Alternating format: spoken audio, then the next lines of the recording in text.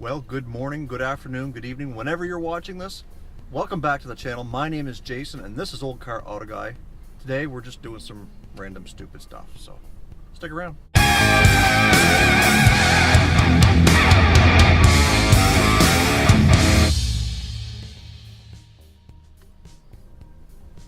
So right now it is Thursday afternoon. Well, not quite afternoon yet. It's 11:45. It's 41 degrees. And progressively things are supposed to get quite a bit warmer over the next few days, and into the weekend should be up into the 60s, hopefully. And that's good news for us, because it's been cold. But today I am heading over to Calais to pick up some mail, and yes, we're going to be stopping here. And just like that, guys, it is Friday morning, and it's a beautiful morning. There's no wind. It's only about 25 degrees, but it is supposed to get up into like 50 today. And that'll be good because the weekend is supposed to be even better. Finally, we can hopefully get rid of the rest of this snow. Again, it was gone once. Today, the Buick and the Echo are going to be going out. And you might be asking yourself, well, gee, did you sell them? Sorta, kinda. Well, not really. We're sending them to the auction. They need a little bit more work than we're prepared to put into them right now. Although, with a little bit of TLC, I think that somebody can make them a decent vehicle. Now, the Buick, I took a little recording of that earlier this week, and I'm going to insert that right here. So have you ever gone into a used car dealership or a new car dealership and they make you a ridiculously low offer on your car? Here's why. This is the 2005 Buick that we had sitting out back, and she's quite rusty right there. Really bad over here, right in through the frame. Rocker panels are, you can peel those apart on both sides. That's why you only get a $100 or a $250 offer on your cars, is because we've had them in, we've checked them over, we know what they look like. So keep that in mind when you get lowballed at the car dealership. And the same thing goes for the 2004 Toyota Echo. So I don't say this to offend anybody, but a lot of the times when you go to a big car dealer and they're not offering you anything for your car, it's because they know what's wrong. They know that there's issues. So I just wanted to kind of throw that in there. It's the same reason why when Bubbles came into the shop, it was only offered $500 to the people who traded it in. Simply because it needed a lot of work and the work cost outweighed the value of the vehicle. And that's exactly what's happening over here. Now, the Ford Taurus, on the other hand, is not that bad. We did get that in and we did take a look at it, and what we found is it does have rocker panels that are bad, but other than that, it really is a decent vehicle. The tires are fairly good. The wheels look nice. The whole car itself really cleans up, and other than a little bit of cigarette smoke smell. Anyways, back to the Buick and the Toyota. The reason why these are going to the auction so soon, well, because we got free rides home. So we're going to be sending those back to the auction, and we will be selling them unreserved, and they're going to go to the highest bidder. So my guess is they're probably going to go for $500 or $600 a piece at the auction, and you know, we'll get our $250 back at the end of the day. We've come ahead a little bit, and that's the name of the game when you're in the car business. And while I'm out here at the front lot, you will note there's a couple of holes, one here and one here. Some cars got moved around, such as the Mazda 6 is now over in this area, as well as the Chrysler 200 sitting here. Why is that, you ask? Well, because we have sold a couple of vehicles. We're down to 2 Elantras now. Granted, one of the cars we bought earlier this week is another Elantra, because they are great sellers. The tan one that was a 5-speed that was parked here is gone.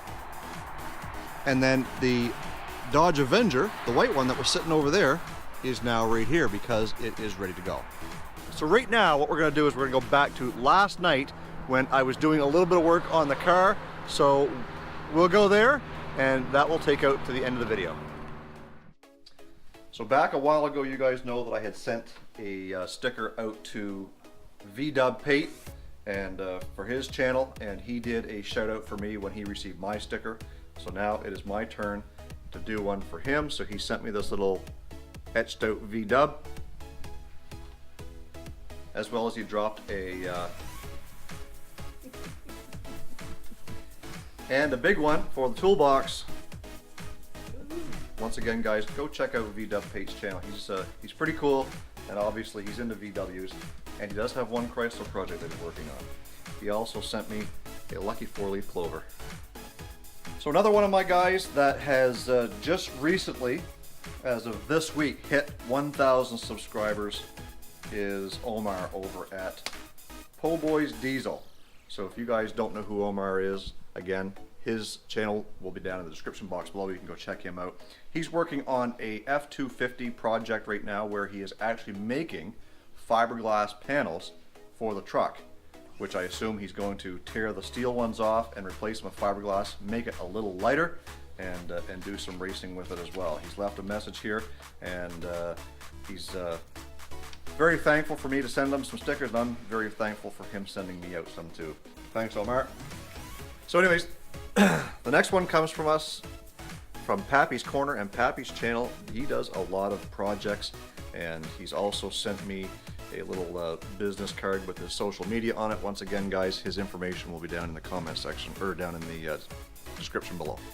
Basically, because I ordered some stuff through Summit, of course, you always get a little booklet full of stickers from Summit Racing, and comp cams. I got this, actually my dad got this when he ordered the new cam for his 36 Dodge, and he was going to throw it out, so I kiped her. My addresses are down in the description box below. You send me a sticker, I'll send you one back at no charge. And if you do want to buy a sticker from me, they're just $5 Canadian a piece. That's about $4 American. And you can send your request to my email address, again, in the description box. So what we're going to do tonight is we're going to actually put some antifreeze back into this car, and we're going to putter away at getting those exhaust manifolds back together so we can drive the car back to the shop and do the slight exhaust modifications that we've got to do to get the headers on. So guys, let's get at her. So all we're going to do now is, I was going to reuse the old antifreeze, which is still good, but it does have some dirt in it, so I'll take it and put it into a jug, take it out to the shop, and we can filter it out there. But I do have an old jug of antifreeze kicking around. The seal's never been broken, so we're going to put this in there to top it up, and then we will fill the rest of it with water. Hopefully we can do this without making too much of a mess.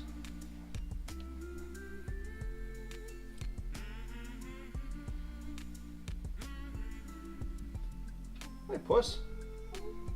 We got a visitor. Don't drink it. Don't be drinking that stuff, buddy. Hi, Puss. Hey, sweetheart. Hi. Hello.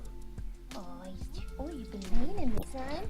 Yes, you've been laying in the sun? Oh, what a nice kitty. Oh, I knew I was going to forget to do that. What'd you do? Close the drain cock on the bottom. That's all right. Puss isn't drinking it. Oh, I'll get something down there. Where is he? Hey, get out of there. What's he doing? He's just wandering. Okay. At least he's not getting it.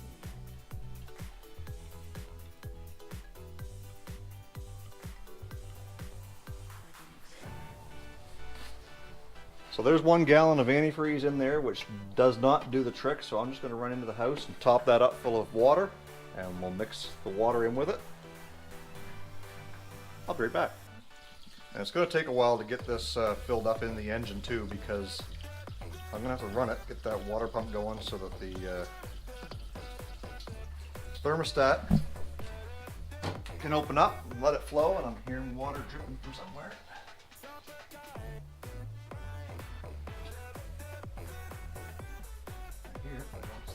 So one thing you don't want to forget when you're putting the antifreeze into your engine without the manifolds on is there's studs that are supposed to be in these exhaust ports, and when they're not there, you've got a water jacket that kind of goes right through them. So I was pouring antifreeze into her and I heard it hitting the floor. I wondered where the heck can that be coming from? On each end of the head here, as well as over here, is where your exhaust manifold studs are supposed to be. So we've got to take them out of the old heads. There's one there, and one there, and I got another one laying around here somewhere. We'll get those installed so that they seal the holes, and then we'll be ready for our manifolds anyway. So that's what we've got to do now. Dummy.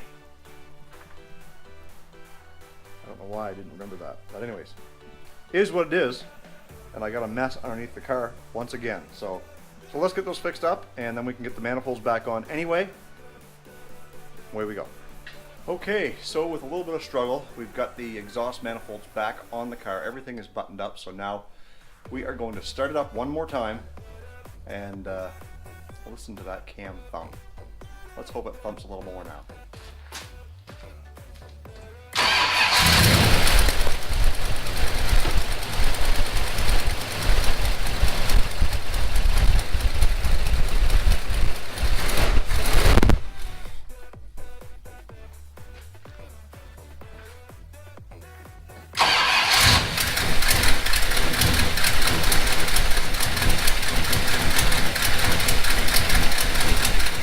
A little bit of an exhaust leak. Let's go around back.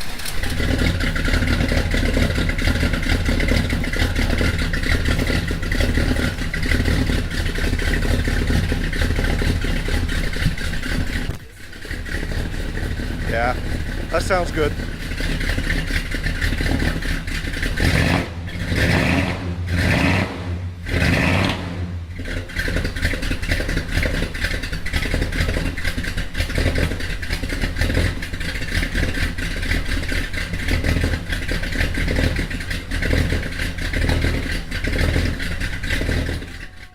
Well guys, it seems as though she's doing a little more thumping now with these new high flow heads, and let's hope that she produces a little more power.